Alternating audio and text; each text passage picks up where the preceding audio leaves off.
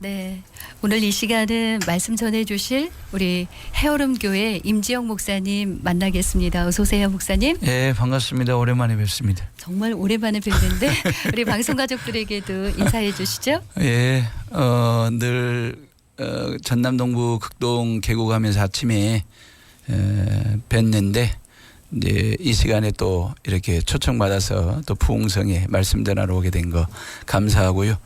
불러주셔서 감사합니다. 네. 자, 우리 첫날 부흥성에 또 하나님이 주신 말씀은 요한복음 4장 23절 24절이거든요. 아버지께 참되게 예배하는 자들은 영과 진리로 예배할 때가 오나니 곧 이때라. 아버지께서는 자기에게 이렇게 예배하는 자들을 찾으시느니라. 하나님은 영이 있으니 예배하는 자가 영과 진리로 예배할지니라. 그랬습니다. 아멘. 코로나 청정지역 여수를 방문하시는 분들이 즐겨 찾는 곳, 즐겨 찾는 곳 중에 한 곳이 진남관입니다. 조선 선조 때 전라자수형 객사로 지었는데 조선수군의 그 중심기지로서 이순신 장군께서 그 임진왜란을 승리로 이끈 역사적인 장소가 바로 진남관인데 그 진남관에 가서 보시면 68개의 그 기둥으로 만들어진 지방 관아 목조 건물을 보시게 될 텐데 한옥입니다. 저는 한옥집을 볼 때마다 궁금했던 게 있었습니다. 한옥집은 주춧돌을 놓고 그 위에 그 아름드리 기둥을 세우고 그 위에 석가래를 얹고 또 기와를 얹어 가지고 집을 짓는 건데 궁금한 게 뭐냐면 주춧돌을 땅에 묻고 그 위에다가 기둥을 세울 때에 주춧돌을 좀 판판하게 다듬어 가지고 그 위에 기둥을 세운 게 아니고 자연석을 그대로 놓고 그 위에다가 세울 기둥의 밑변, 밑면을 파내고 깎아가지고 밑돌 모양에 맞춰서 기둥을 세웠다는 점. 이게 참 궁금했고 특이하게 보였거든요. 요즘 궁금하면 검색해 보면 다 알려주잖아요. 이 기술은 말이에요. 아주 정교한 고난의 기술이기 때문에 목수들 중에서도 도편수가 맡아서 하는 일이래요. 목수 중에 최고의 목수 도편수만이 할 수 있는 고난의 기술이 바로 요 기술이거든요. 도편수가 주춧돌의 윗면에 맞게 기둥의 밑면을 파내고 깎는 일을 그랭이질이라고 하거든요. 도편수가 그랭이질을 하는 이유가 뭐냐? 아주 간단하죠. 기초를 단단히 하기 위함이고 든든한 기초를 만들기 위함입니다. 견고한 집을 지을 터를 만들고자 도편수는 그랭이질을 하는 거죠. 주춧돌 모양의 기둥을 맞출 때 흔들림이 없는 집을 지을 수 있기 때문에 그래서 우직스럽게 또 어찌 보면 미련스럽다 할 정도로 도편수가 그랭이질을 하는 것입니다.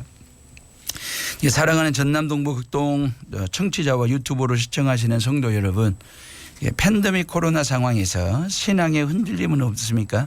또 신앙의 기초가 단단하십니까? 든든하십니까? 신앙의 기초를 어디에 두고 있습니까? 나의 신앙을 볼 때 모나고 어그러진 면은 없습니까? 영적으로 다듬고 깎고 쳐내야 할 부분은 없습니까? 우리의 도편수가 되시는 예수 그리스도로부터 그랭이질을 해야 할 모난 부분이 없는지 영적으로 파내고 쳐내야 할 부분이 없느냐 하는 것입니다. 어찌 보면 신앙생활이라고 하는 것은 예수 그리스도를 도편수로 모시고 사는 삶이지 않을까. 도편수가 되시는 예수 그리스도께서 십자가라고 하는 망치와 부활이라고 하는 정으로 매일매일 나의 삶과 신앙의 모난 부분을 쳐내는 작업이지 않을까라는 생각 말입니다. 예수님 당신을 인생의 주춧돌로 삼고 예수님 윗면에 내 삶의 밑면을 쳐내고 파내고 깎아서 맞춰가는 시간, 다듬어가는 시간, 이게 바로 신앙이고 인생이고 목회이지 않을까라는 생각 말입니다. 자, 코로나 때문에 한번 물어보는 거예요. 코로나 때에 묻습니다. 모퉁이에 머릿돌 되시고 산돌이 되신 예수 그리스도를 기초로 삼고 그 예수님 위에 인생이라는 기둥, 신앙이라고 하는 기둥을 세웠느냐 하는 질문입니다. 코로나가 긍정적일 수 없고 반가울 수는 없죠. 그러나 우리가 애써서 긍정적으로 해석한다면 코로나는 우리의 신앙을 다시 한번 점검케 하는 확인하게 하는 순기능적인 면이 없지 않아 있다고 보거든요. 한국 교회와 내가 몸담고 있는 교회가 교회다웠는지 목사가 목사답게 목회했는지 성도가 성도다운 삶을 살았는지를 살펴보게 하는 기회를 준 게 코로나이지 않을까라는 생각 말입니다. 우리의 신앙을 잡고 이리 흔들고 저리 흔들어서 신앙을 뿌리채 뽑을 것처럼 덤비던 코로나가 이제는 내가 그 코로나를 믿음의 손으로 부여잡고 이리 흔들 저리 흔들어서 코로나를 뽑아야 할 때가 지금이 아닌가라는 생각 말입니다. 골리앗을 다윗이 하나님의 이름으로 한 방에 꺾었듯이 골리앗처럼 크고 무섭고 강하게 보였던 코로나를 이제는 우리가 다윗처럼 주 예수 그리스도의 이름으로 한 방에 꺾는 성도들이 다 되시기를 주님의 이름으로 축원합니다. 아멘. 거인 골리앗을 때려잡는 방법은 내가 믿음의 거인이 되면 되는 것입니다. 아멘. 덩치로 보면 다윗은 골리앗의 상대가 되지 않죠. 그런데 믿음으로 보면 골리앗은 다윗의 상대가 못 되는 것입니다. 이 싸움의 승패는 등치가 크냐 믿음이 크냐로 결정난 것이니까 코로나도 마찬가지입니다. 내가 믿음의 거인답게 흔들림 없는 믿음의 거목으로 서 있으면 코로나를 극복할 수 있고 그 코로나의 두려움과 공포로부터 벗어날 수 있습니다. 자, 신앙생활에 위기감이 느껴지는 이유는 뭘까요? 혹시 예배가 아닐까 해서 저는 전남 동부 극동방송이 승리하리라는 주제를 가지고 한 주간 펼치는 부흥성의 첫날 설교 제목을 신앙의 기초 예배다지기로 정한 것입니다. 신앙의 기초는 예배입니다. 신앙생활의 기본도 예배입니다. 그렇다면 예배는 뭡니까? 예배라고 하는 말은 헬라어로 프로스코네오라는 단어를 썼는데 섬긴다, 부복한다, 경배한다, 받들어 섬긴다 그런 뜻이거든요. 이것들은 모두 종이 주인을 섬길 때 사용하는 단어가 프로스코네오라고 하는 단어입니다. 당시의 종들은 노예를 말합니다. 종들은 무릎을 꿇어 주인의 발에 입맞춤으로 경배했으며 또한 아예 땅바닥에 엎드렸거든요. 그리고 주인의 말에 귀를 기울였습니다. 종이 주인에게 경배를 드리는 순간 종의 존재는 없어지는 거죠. 땅바닥에 먼지와도 같은 존재가 되었다는 사실을 인정하는 것이 주인 앞에 엎드림이거든요. 종들의 몸도 인격도 보이지 않고 오직 주인의 모습과 인격만 드러내는 걸 프로스코네오라고 얘기합니다. 예배라고 말하는 것이거든요. 무엇을 하든 주인의 인격으로 행동하고 살겠다라고 하는 각오로 주인 앞에 무릎을 꿇고 주인의 발에 입맞추는 행동을 경배라고 말하고 예배라고 말합니다. 고로 예배라고 하는 것은 나는 없어지고 하나님만 드러나는 거죠. 예배드리는 내가 중요한 게 아니고 예배 받으시는 하나님이 중요한 거죠. 예배드리는 내가 영광스러워지는 것이 아니라 예배 받으시는 하나님이 영광스러워져야 하는 것이 예배가 되는 것입니다. 하나님은 말씀 교육보다도 복음 전파나 성도들 간의 교제보다도 예배를 더 중시하시고 중요하게 여기셨습니다. 저울질하자라고 하는 것은 아니고요. 어떤 사람들이 이런 말을 하지요. 교회가 세상을 돌보지 않고 막 가난한 사람들을 보살피지도 않고 사회는 신경도 안 쓰고 교회 안에만 모여 있다라고. 비난하시는 분들, 삿대질 하시는 분들도 있거든요. 언뜻 들으면 맞는 말처럼 들리지만 교회론을 모르고 하는 소리가 되잖아요. 교회가 존재하는 첫 번째 목적은 하나님을 예배하는 데 있습니다. 교육보다도 전도보다도 구제보다도 더 우선시할 게 하나님을 예배하는 것이거든요. 이사야 43장 21절에 보면 이 백성은 내가 나를 위하여 지었나니 나의 찬송을 부르게 하려 함이니라 그랬거든요. 죄송하고 미안하지만 하나님은 우리를 위하여 우리를 지으신 게 아니래요. 하나님 당신을 위하여 우리를 지으셨대요.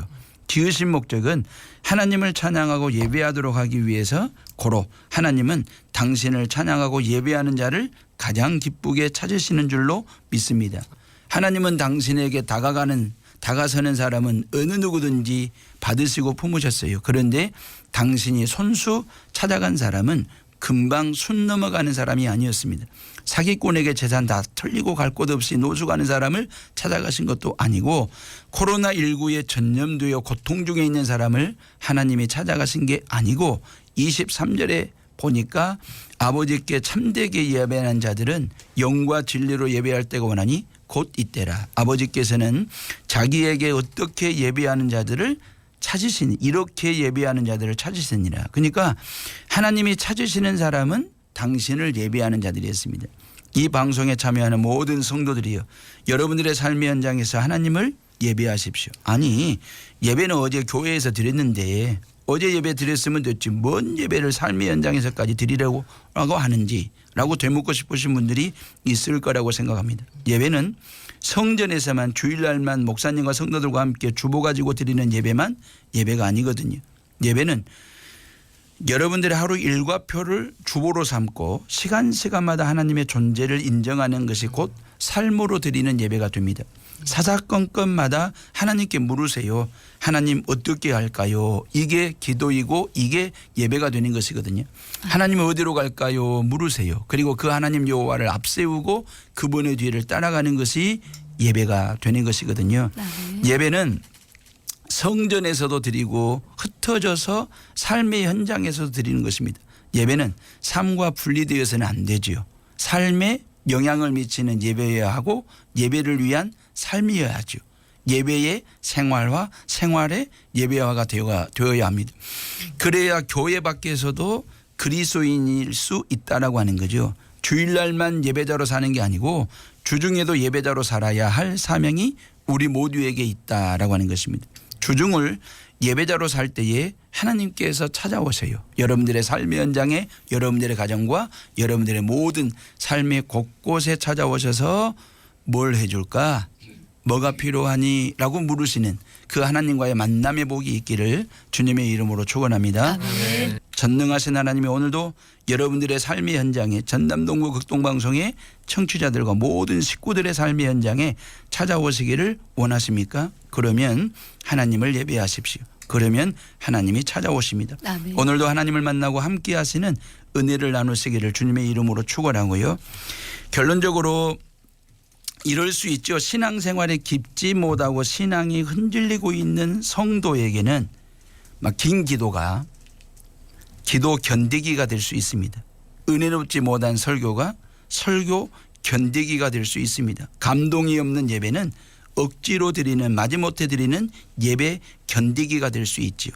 그러나 신앙의 깊이가 있고 기초를 예배로 잘 다져놓고 말씀과 복음으로 잘 다져놓은 사람에게는 기도는 견디기가 아니라 다지기가 되는 거죠. 응답으로 다지는 내 삶을 말입니다. 설교는 들어야만 하는 견디기 신앙에서 듣고 싶은 다지기 신앙이 되는 거죠. 말씀으로 여러분들의 삶을 잘 다지고 또 다지는 극동방송의 식구들 되시기를 바라고, 예배에 감동이 없어서 예배 시간 내내 견디느라고 힘들었던 내가 이제는 주일이 기다려지고 주일 예배를 사모하게 되는 다지기 신앙으로 성숙되어지는 극동의 식구들 또 전남동부 식구들 다 되시기를 주님의 이름으로 축원하고요. 어찌됐든 기도 견디기가 기도 다지기가 되고 설교와 예배 견디기가 다지기, 설교로 다지기, 예배가 되려면 예배 시간마다 도편수 되시는 예수 그리스도를 통해서 나의 신앙 밑변을 그랭이질 하는 거죠. 내 인생 기둥의 밑변을 그랭이질 하시도록 맡겨드리는 거죠. 그러면 도편수 되시는 예수 그리스도께서 십자가 망치와 부활이라고 하는 정으로 내 인생 기둥과 신앙 기둥을 깎고 파서 예수 반석 위에 맞춰 세워주시는 것 말입니다. 그래야 할 때에 코로나가 우리는 흔들지 못하고 내가 그 코로나를 흔들어 뽑게 될 줄로 믿습니다. 예수님 똑 닮은 성도로 골라지고 다듬어지고 맞춰지는 크리스찬들 다 되시기를 주님의 이름으로 축원합니다. 아멘. 아멘.